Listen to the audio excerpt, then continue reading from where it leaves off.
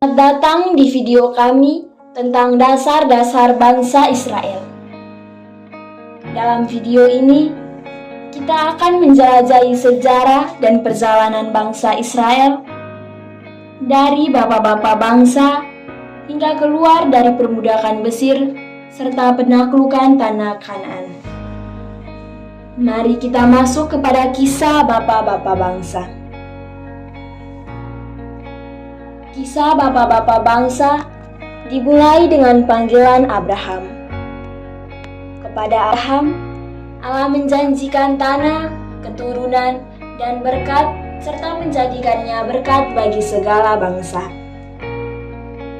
Ketika Abraham berusia 99 tahun, Tuhan mengulangi perjanjiannya dan mengubah nama Abram menjadi Abraham, yang artinya Bapa banyak bangsa.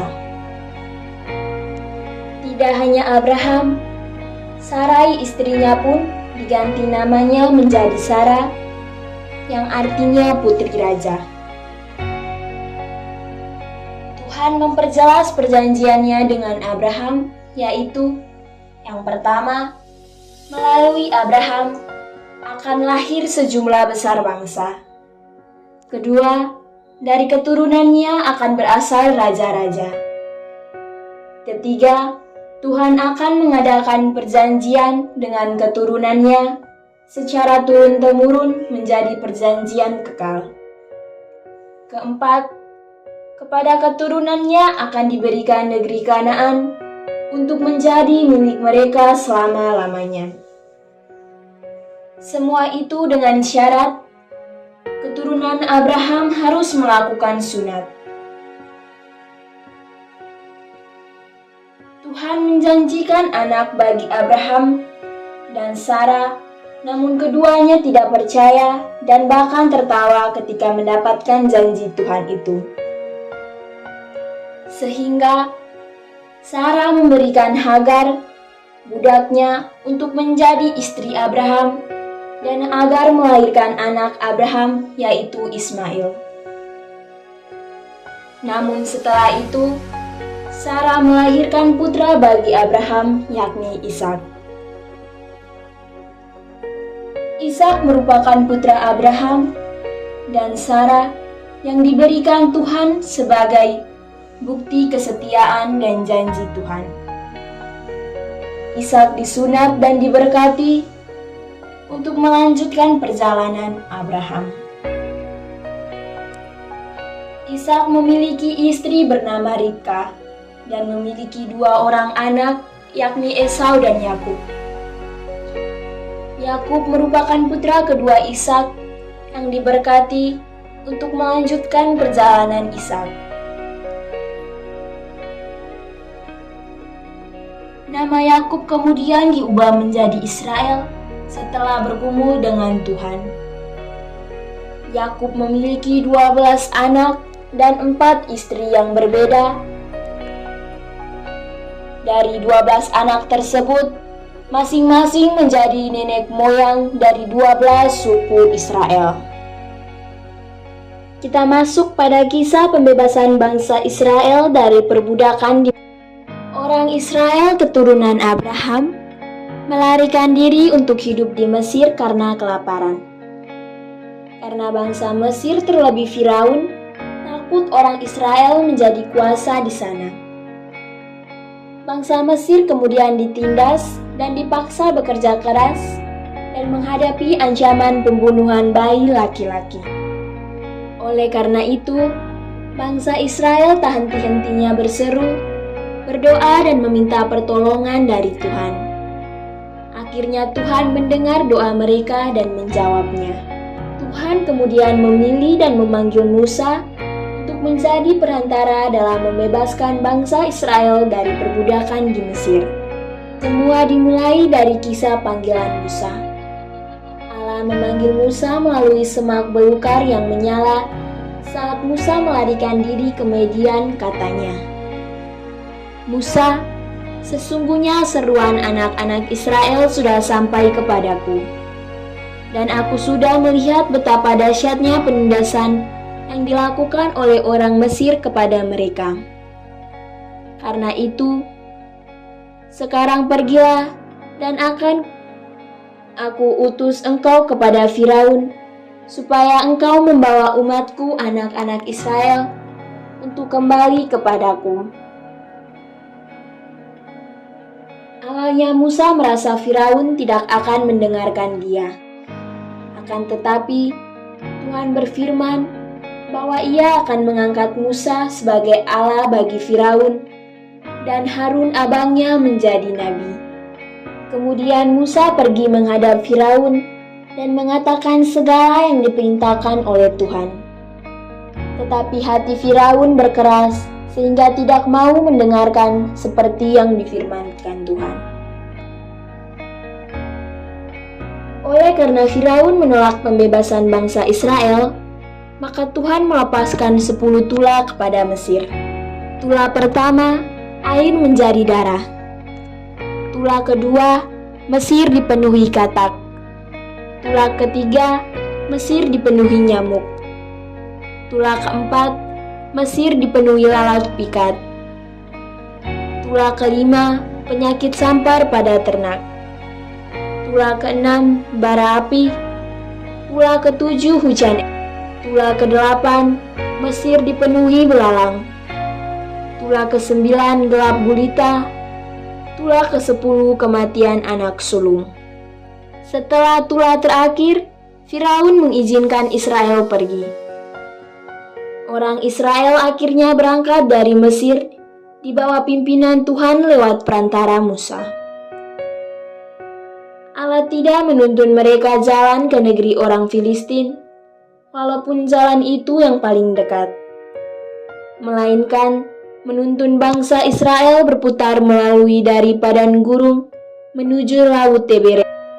Tuhan berjalan di depan mereka pada siang hari dalam tiang awan, untuk mereka jalan dan tiang api pada waktu malam, sehingga dapat berjalan siang dan malam.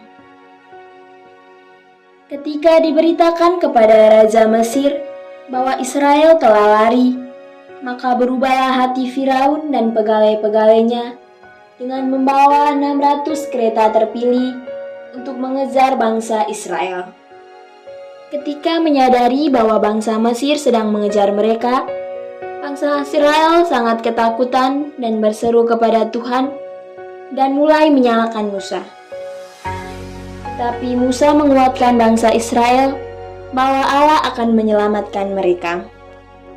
Akhirnya, dengan kuasa Tuhan, Musa mengangkat tongkatnya dan mengulurkan tangannya di atas laut Teberau, dan terbelahlah airnya, sehingga orang Israel berjalan dari tengah-tengah laut di tempat kering. Sedang di kiri dan kanan mereka, air itu sebagai tembok bagi mereka. Orang Mesir mengejar dan menyusul mereka. Segala kuda Firaun, keretanya, dan orang berkuda sampai di tengah-tengah laut. Dan pada waktu pagi, Tuhan mengacaukan tentara orang Mesir. Musa mengulurkan tangannya ke atas laut, maka menjelang pagi, tariklah air laut ke tempatnya. Dan ketika orang Mesir lari menuju air itu, demikianlah Tuhan mencampakkan orang Mesir di tengah laut. Demikianlah pada hari itu, Tuhan menyelamatkan orang Israel dari tangan Mesir. Oleh karena peristiwa ini, orang Israel melihat betapa besar perbuatan Tuhan terhadap Israel. Kita masuk pada kisah tanah terjanji. Bangsa Israel ketika mereka di tanah pengasingan, tanah di mana mereka mengalami perbudakan, mereka sangat merindukan tanah yang bisa dijadikan tempat tinggal dan hidupnya. Setelah mereka keluar dari Mesir di bawah pimpinan Musa, mereka sangat mengharapkan pertolongan Tuhan agar bisa sampai pada tanah terjanji, tanah yang pernah dijanjikan oleh Allah sendiri. Umat Israel melakukan perjalanan dari Mesir menuju Kanaan selama 40 tahun, dengan usia Musa sudah 120 tahun. Ketika Musa merasa bahwa dia tidak bisa lagi melanjutkan perjalanan memimpin bangsa Israel menuju tanah Kanaan, maka Musa mengumpulkan semua orang yang dia pimpin selama ini dan memberikan nasihat-nasihat terakhir, yaitu yang pertama, kasihilah Tuhan Allah dengan segenap hati. Yang kedua, jadikan 10 perintah Allah sebagai pedoman hidup. Ketiga, Musa mengatakan bahwa dalam hidup ada pilihan, yaitu kehidupan dan kesejahteraan atau kemalangan dan kematian. Yang keempat, hiduplah menurut ketetapan Tuhan agar diberkati menjadi bangsa yang besar dan kuat. Dan yang kelima, taatilah Yosua sebagai pemimpin yang akan menggantikan Musa. Setelah memberikan nasihat, Musa berpamitan dengan mereka dan mendaki Gunung Nebo. Dari puncak Gunung Nebo, Allah memperlihatkan tanah Kanaan yang di seberang sungai Yordan. Allah mengatakan itu adalah tanah Kanaan yang kujanjikan kepada bapa-bapa leluhur kalian, Abraham, Ishak, dan Yakub. Tetapi hai Musa, kamu tidak akan sampai ke tanah yang subur itu, tanah yang berlimpah susu dan madu. Musa meninggal di puncak Gunung Nebo dan dimakamkan di tempat itu. Orang-orang Israel berkabung dan menangisi kepergian Musa untuk selama-lamanya. Setelah Musa wafat, ia digantikan oleh Yosua seperti yang Tuhan kehendaki dan Musa beritakan. Yosua adalah keturunan Efraim dan ayahnya bernama Nun. Yosua akhirnya memimpin orang-orang Israel di bawah kepemimpinan langsung dari Allah. Yosua mengajak orang-orang Israel menyeberangi sungai Yordan dan terjadi peristiwa mujizat lagi setelah mereka menyeberangi Laut Merah atau Laut Teberaun. Ketika keluar dari Mesir, mereka juga bisa menyeberangi sungai Yordan. Yosua memerintahkan kepada para iman untuk mengangkat tabut perjanjian dan keajaiban terjadi ketika orang-orang Lewi melangkahkan kaki di sungai Yordan. Air sungai tiba-tiba terbelah dan orang-orang Israel bisa menyeberang dengan aman. Orang-orang Israel sempat tinggal di wilayah yang bernama Gilgal. Mereka menanam tanaman yang bisa menghasilkan bahan makan. Tuhan selalu menyertai umatnya menuju tanah Kanaan dengan memberi makan yaitu roti mana dan burung puyuh. Selanjutnya, Allah memerintahkan kepada Yosua untuk orang-orang Israel dan para iman untuk menduduki wilayah itu dan merebut kota Yeriko. Selama 6 hari, mereka mengelilingi tembok kota Yeriko dan membunyikan sangkakala. Keajaiban terjadi. Tembok kota Yeriko runtuh dan bangsa Israel bisa keluar dan menuju tanah Kanaan. Saat tiba di tanah terjanji, tanah tersebut dibagi menjadi 12 bagian dan diberikan atas nama suku-suku Israel.